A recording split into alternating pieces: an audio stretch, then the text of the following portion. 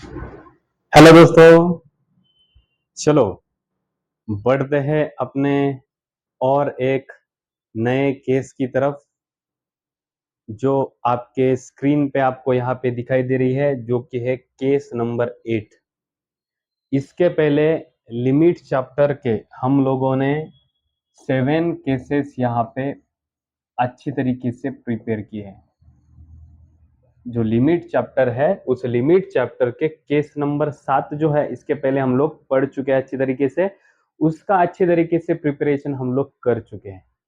आज के इस वीडियो लेक्चर में हम लोग केस नंबर 8 यहाँ पे हम लोग पढ़ने वाले हैं। ठीक है, देखो दोस्तों, मैंने जितने भी स्टूडेंट्स हैं उन सभी को मैंने केस जब हमारे पिछले चालू थे तो उन सभी केसेस में मैंने बताया था कि आप लोग जितने अच्छी तरीके से होमवर्क में दिए हुए क्वेश्चंस सॉल्व करोगे और वो क्वेश्चंस जितने भी ज़्यादा से ज़्यादा करेक्ट आएंगे, उतना आपका कॉन्फिडेंस लेवल ये बढ़ते जाएगा। तो इसलिए मैंने हर एक क्वेश्चन के बाद में आपको कुछ क्वेश्चंस होमवर्क में करने के लिए दिए हुए, और वो जो क्वेश्चंस है वो कनेक्ट करते हैं जो क्वेश्चन मैंने सॉल्व करके दिए उससे।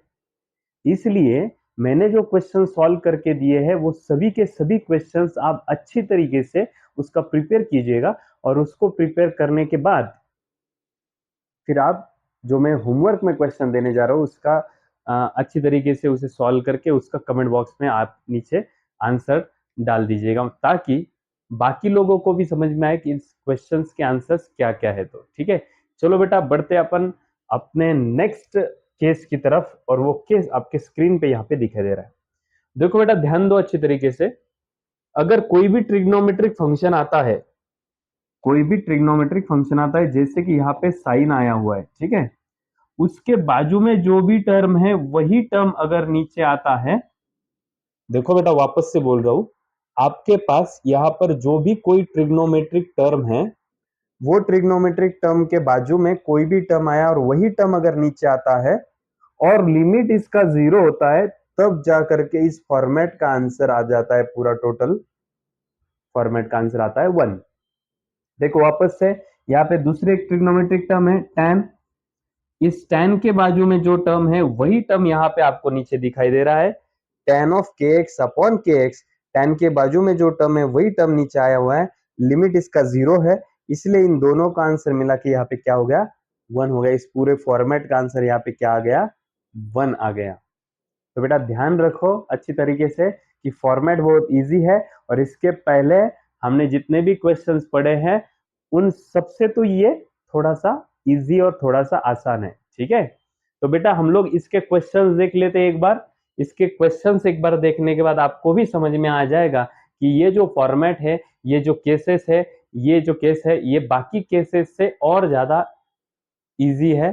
और लेकिन इजी है लेकिन इंपॉर्टेंट भी इस केस का बहुत है, क्योंकि एग्जाम में इस केस के बहुत सारे एग्जाम्पल्स एग्जाम में आते हैं। ठीक है, चलो बढ़ते हैं बेटा अपने क्वेश्चन नंबर फर्स्ट की ओर। चलो पहला क्वेश्चन आपके स्क्रीन पे यहाँ पे आप लोगों को दिखाई दे रहा है। चलो बेटा, सबसे पहले आंसर में मैं यहाँ पे L इज इक्वल टू, ये जो लिमिट दिया हुआ है, लिमिट x टेंड्स टू 0, मैं यहाँ पे एज इट इज जैसे कि वैसा लिख के देता हूं। चलो बेटा ध्यान दो अच्छी तरीके से। अब यहाँ पे ध्यान दो, ट्रिग्नोमेट्रिक टर्म है, यानी कि दिए हुए क्वेश्चन में ये वाला केस, अभी जो केस नंबर 8 थे जो चालू है, वो केस आपको यहाँ पे दिखाई दे रहा है। ये तो हमको समझ में आता है, क्योंकि इसके पहले ट्रिग्नोमेट्रिक टर्म लिमिट में हम लोगों को कहीं पर दिखाई नहीं दी, बराबर है कि नहीं। अब ये वाले टाइप में आपको ट्रिग्नोमेट्रिक टर्म दिखाई दे रही है, समझ लो। और दूसरी बात यह है कि हमको एडजस्टमेंट बनाने के लिए यहाँ पे ट्रिग्नोमेट्रिक टर्म जो है उसके बाजू में जो टर्म है वही टर्म आपको यहाँ पे नीचे चाहिए था, जो कि हम लोगों को यहाँ पे दिखाई नहीं दे रहा है, क्योंकि साइन के बाजू में 5x है तो नीचे हमको 5x चाहिए था, तो नीचे 5x की बजाय 3x है। अब क्या करेंगे ऐसे वक्त पे, देखो मैं क्या करता हूं, देखो साइन ऑफ ये 5x अपॉन नीचे 3x में से जो हमको जो नहीं चाहिए टर्म वो हम क्या कर रहे हैं, बाजू में निकाल दे रहे हैं। यहाँ पे नीचे कौन बचेगा, खाली x बचेगा, और यहाँ से जो 3 है वो 3 हम लोग क्या करेंगे, यहाँ से बाहर निकाल देंगे। चलो देख लो बेटा, ये जो 3 था यहाँ पे, वो 3 में क्या कर रहा हूँ, यहाँ से बाहर निकाल दे रहा हूँ। इसके ऊपर कुछ नहीं, मतलब क्या मिल रहा है बेटा, 1। यहाँ पे इसके ऊपर कुछ नहीं, मतलब क्या है, 1 है। देखो वापस से बोल रहा हूँ बेटा, साइन को साइन एज इट इज, उसके बाजू में जो टर्म है वही टर्म आपको क्या होना चाहिए, नीचे होना चाहिए, लेकिन वो टर्म नीचे नहीं था, इसलिए मैंने इस 3 को क्या कर दिया, बाहर निकाल दिया, और x को क्या कर दिया मैंने, एज इट इज रख दिया। समझ रहे हो? चलो अब ध्यान दो बेटा, यहाँ पर 5x है तो नीचे भी आपको 5x ही चाहिए, इसलिए मैं 5x चाहिए, 5 चाहिए, इसलिए मैं एडजस्टमेंट बना रहा हूँ यहाँ पे 5 का, मतलब मल्टीप्लाइड एंड डिवाइड बाय में कर रहा हूँ 5 का मैंने यहाँ पे एडजस्टमेंट बना दिया है। अब मैं क्या कर रहा हूँ, ये जो 5 है बेटा, ये 5 इधर आ जाएगा, और ये जो बाकी बचा वाला 5 है, वो उस 5 को मैं क्या करता हूँ बेटा, डायरेक्टली बाहर निकाल देता हूँ। चलो देखो बेटा, ये 5 इंटू ये 1, ये बन जाएगा यहाँ पे 5 अपॉन नीचे का जो ये 3 है वो 3 एज इट इज। आगे देख लो बेटा, लिमिट x टेंड्स टू 0, ये साइन ऑफ 5x जो है बेटा, ये sine of 5x as it is upon ये डिनोमिनेटर के ये 5 इंटू एक्स, ये क्या बन जाएगा बेटा, 5 इंटू एक्स, ये 5x बन जाएगा। ठीक है, ये ऊपर वाला 5 बाहर निकाल दे और नीचे वाला 5 जो है वो यहाँ पे मैंने ले लिया है। चलो अब बढ़ते बेटा आगे, ये 5/3 जो टर्म है, ये टर्म हम लोगों ने क्या कर दिया, एज इट इज लिख दिया। अब चलो बेटा, इस फॉर्मेट को अच्छी तरीके से आप देख लो, लिमिट x टेंड्स टू 0 भी है, साइन ट्रिग्नोमेट्रिक टर्म भी है, उसके बाजू में जो टर्म है वही टर्म भी नीचे आया हुआ है। इसका मतलब इसका आंसर क्या आने वाला है बेटा, इसका आंसर आने वाला है 5। तो फाइनल आंसर जो है 5/3 इंटू 1 कितना आ गया बेटा, 5/3 आ गया। तो इस तरीके से लिमिट का आंसर आपको क्या मिल चुका है, लिमिट का आंसर आपको 5/3 मिल चुका है इस क्वेश्चन का। बेटा समझ रहे हो अच्छी तरीके से? देखो बहुत ही इजीएस्ट वे से मैंने ये क्वेश्चन आपको यहाँ पे समझा के दिया है। चलो और एक क्वेश्चन देख लेते हैं इसके जैसा ही।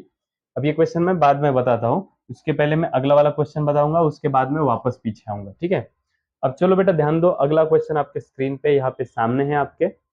अब जरा अच्छी तरीके से ध्यान दो बेटा, लिमिट 0 चाहिए था जो कि हमारे पास ऑलरेडी है, लिमिट हमको 0 चाहिए था तो लिमिट हमारे पास ऑलरेडी है, लिमिट 0 चाहिए था, लिमिट हमारे पास 0 ही है, ठीक है। उसके बाद में बेटा ये जो ट्रिग्नोमेट्रिक टर्म है tan ऑफ 3x, उसके नीचे भी 3x ही चाहिए था हमको, और ये नीचे भी ट्रिग्नोमेट्रिक टर्म आई हुई है तो वो हमको नहीं चाहिए था एक्चुअल में। इसका मतलब क्या बेटा, इसका मतलब ये tan ऑफ 3x ये अलग क्वेश्चन है, tan sin ऑफ 2x ये अलग क्वेश्चन है, ऐसा मान लेते हैं हम लोग। तो मैं क्या करता हूँ बेटा, ये देखो यहाँ पे tan ऑफ 3x मैंने एज इट इज लिखा, अपॉन नीचे में क्या कर रहा हूँ बेटा, x लिख रहा हूँ, अपॉन साइन ऑफ 2x, इसके भी नीचे में क्या लिख रहा हूँ बेटा, x लिख रहा हूँ। इसका मतलब क्या बेटा, तो मैंने डिवाइडिंग बाय x कर दिया, इन दोनों भी टर्म्स को मैंने क्या कर दिया, डिवाइडिंग बाय x कर दिया। क्या किया मैंने, इन दोनों भी टर्म्स को यहाँ पे एडजस्टमेंट किसका किया मैंने, x का, डिवाइडिंग बाय मैंने x कर दिया। अब ध्यान दो बेटा अच्छी तरीके से, यहाँ पे मैं क्या समझाने जा रहा हूँ, tan ऑफ 3x है तो इसके नीचे क्या चाहिए बेटा, हमको 3x चाहिए, इसलिए मैं क्या कर रहा हूँ बेटा, मल्टीप्लाइड एंड डिवाइड बाय 3 का एडजस्टमेंट बना रहा हूँ। Same to same sine of 2x है, इधर भी 2x चाहिए, इसका मतलब यहाँ पे 2 नहीं है तो मैं एडजस्टमेंट किसका कर रहा हूँ बेटा, 2 का एडजस्टमेंट कर रहा हूँ। ध्यान दो बेटा अच्छी तरीके से, यहाँ पे 3x है तो यहाँ पे 3 चाहिए, यहाँ पे 3 चाहिए इसलिए मैंने क्या मल्टीप्लाइड एंड डिवाइड बाय 3 कर दिया। यहाँ पे 2x है तो यहाँ पर भी 2x चाहिए, यहाँ पे 2 चाहिए था इसलिए मल्टीप्लाइड एंड डिवाइड बाय मैंने 2 कर दिया। समझ रहे हो? अब ध्यान दो अच्छी तरीके से, ये जो 3 है ये अंदर आ जाएगा, ये जो 2 है ये 2 भी अंदर आ जाएगा, वो 3 और 2 जो ऊपर ऊपर वाला है उसको एक तो बाहर निकालो या फिर उधर ही रहने दो। चलो देखो बेटा, मैं क्या करता हूँ, इधर उनको इधर उसको ला लेता हूँ, ठीक है। चलो देखो बेटा, ये जो ऊपर का 3 है वो 3 मैंने बाहर ला दिया, यहाँ से भी ये जो 2 है वो भी 2 मैंने बाहर ला दिया।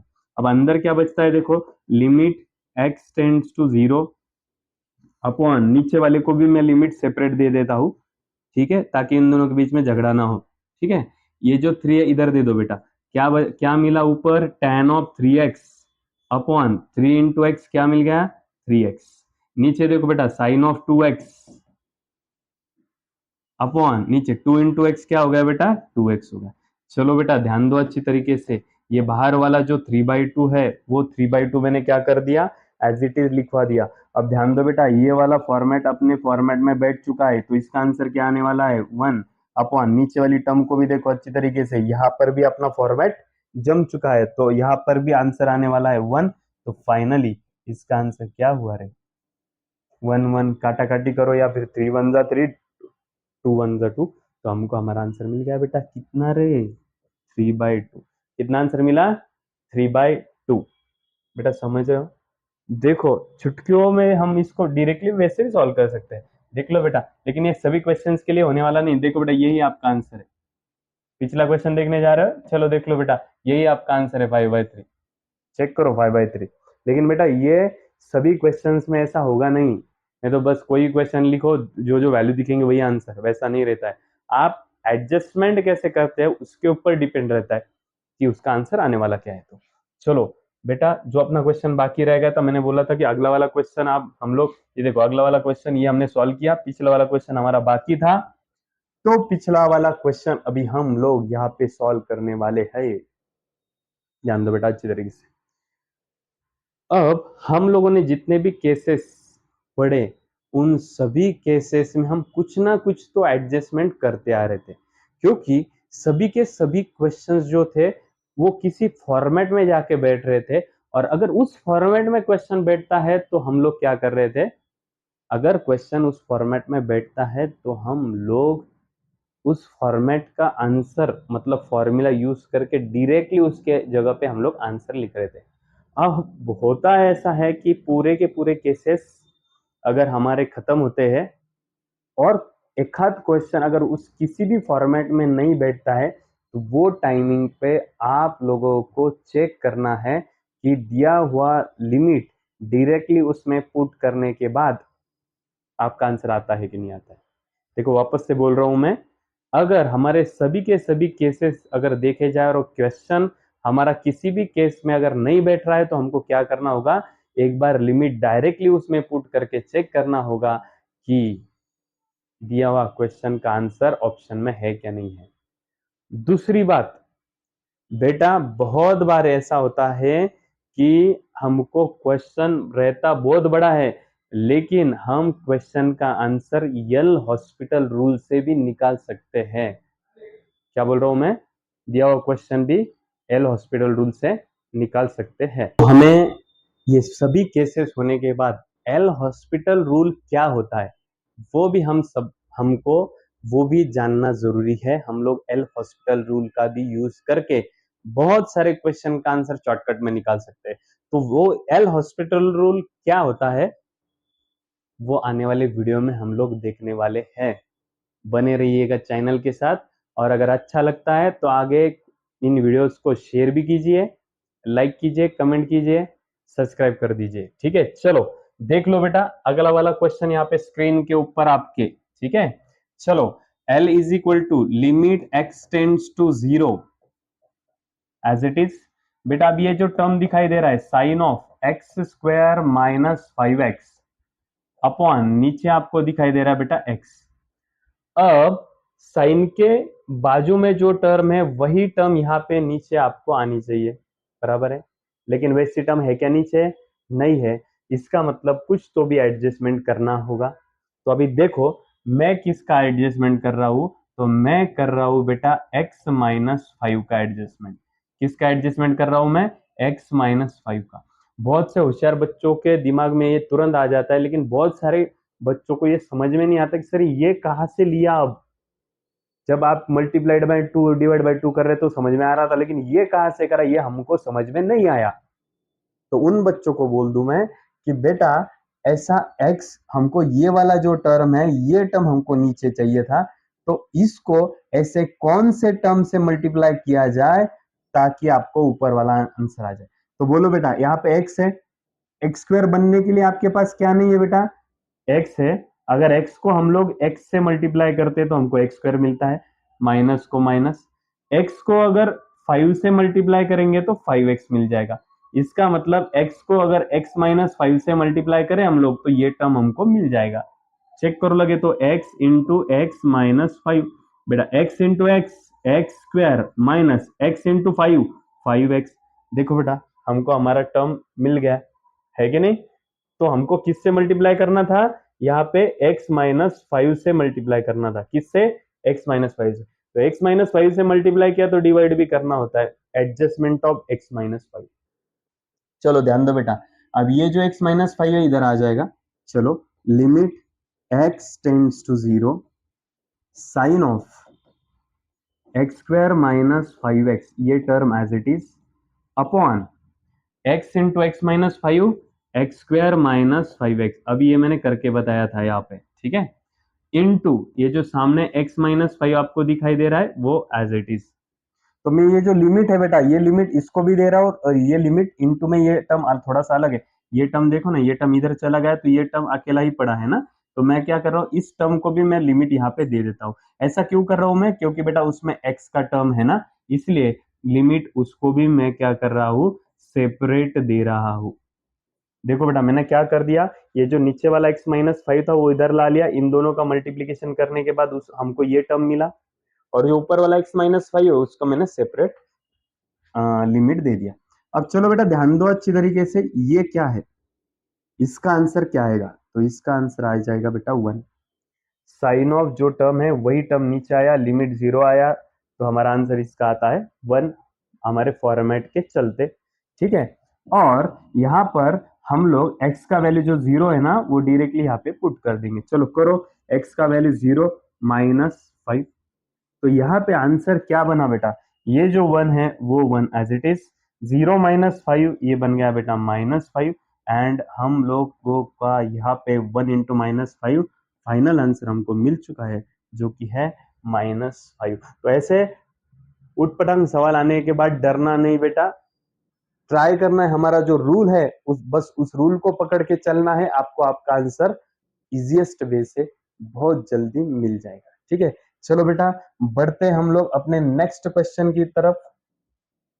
ओके, अरे बहुत इजी क्वेश्चन है बेटा, देख लो इधर, L is equal to limit x tends to 0, जो पहला क्वेश्चन पड़ा उसके जैसा क्वेश्चन है। देख लो बेटा ये जो 5 है, इस 5 को मैं क्या कर रहा हूँ बेटा, बाहर निकाल दे रहा हूँ, इस नीचे वाले 5 को मैं क्या कर रहा हूँ, बाहर निकल दे रहा हूँ। बाहर निकालने के बाद यहाँ पे क्या बचा बेटा, tan of 3x upon x बचा। समझ में आया कि नहीं आया, बोलो बेटा। यहाँ से जो 5 है ना वो 5 मैंने क्या कर दिया, बाहर निकाल दिया। जैसे मैंने यहाँ से 5 बाहर निकाला, यहाँ पे क्या बचा, खाली x बचा। अब मैं क्या कर रहा हूँ, यहाँ पे एडजस्टमेंट बना रहा हूँ, किसका एडजस्टमेंट बना रहा हूँ, 3/3 का। क्यों ऐसा, क्योंकि बेटा tan ऑफ यहाँ पे क्या है, 3x है, तो यहाँ पर भी क्या चाहिए आपको, 3x ही चाहिए, लेकिन इसके यहाँ पे आपके पास क्या नहीं है बेटा, 3 नहीं है, तो मैं क्या कर रहा हूँ, 3/3 का एडजस्टमेंट बना रहा हूँ। अब मैं क्या करूंगा बेटा, ये जो 3 है वो 3 मैं यहाँ पे, ये जो 3 है नीचे वाला 3, वो 3 मैं यहाँ पे मल्टीप्लीकेशन में ला रहा हूँ, और ये जो ऊपर वाला 3 है, इस 3 को मैं क्या करूंगा बेटा, डायरेक्टली बाहर निकाल दूंगा। चलो बेटा बाहर जैसे ही निकालेंगे हम लोग, 3 इंटू 1 ये बन जाएगा 3 अपॉन नीचे जो 5 है वो as it is, limit x tends to 0, ये टर्म भी एज इट इज। चलो अब आगे देखो, ये tan of 3x as it is है, अपॉन ये 3 इंटू एक्स, ये क्या बना बेटा, 3x बना। चलो फाइनली लिमिट का आंसर बोलो बेटा, ये 3/5 जो टर्म है एज इट इज, इसका आंसर क्या मिला बेटा आपको, इसका आंसर मिल गया 1, क्योंकि हमारे फॉर्मेट में बैठ चुका है। तो फाइनली 3/5 इंटू 1 ये बन गया बेटा 3/5। समझे बेटा, सिंपल क्वेश्चन था, चिल्लर क्वेश्चन था। और लास्ट में आपको जो पसंद है वो पेज स्क्रीन के ऊपर आ चुका है, आपका होमवर्क वाला पेज। होमवर्क में आपको 2 क्वेश्चन दिए हैं, अच्छी तरीके से सॉल्व करना और इनका आंसर नीचे कमेंट बॉक्स में डाल देना है। समझ रहे हो बेटा, आगे जाके हम लोगों के और 2 केसेस यहाँ पे बाकी है, वो 2 केसेस जल्द ही हम लोग यहाँ पे लेने वाले हैं। लेकिन आप सभी ने तब तक अभी के जितने भी क्वेश्चंस हमारे हैं उन सभी क्वेश्चंस को अच्छी तरीके से सॉल्व करना है, सभी केसेस को अच्छी तरीके से रट लेना है, सभी केसेस को अच्छी तरीके से प्रैक्टिस करके दिमाग में बैठा लेना है। और उसके बाद में, क्योंकि ये क्यों करना है हम लोगों को, क्योंकि आने वाले कुछ जल्द ही कुछ जो लेक्चर अगले वाले आने वाले हैं उन लेक्चर्स में हम लोग क्या करने वाले हैं, तो इस लिमिट चैप्टर के एमसीक्यूज पढ़ने वाले। तो वो टाइमिंग पे आपको अगर ये केसेस अच्छी तरीके से आते होंगे तो वो टाइमिंग पे आप लोगों को वो जो एमसीक्यूज है वो बहुत जल्दी जल्दी समझ में आ जाएंगे।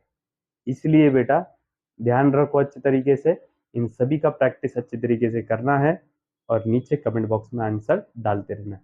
मिलते हैं बेटा नेक्स्ट लेक्चर में, तब तक के लिए कीप प्रैक्टिस।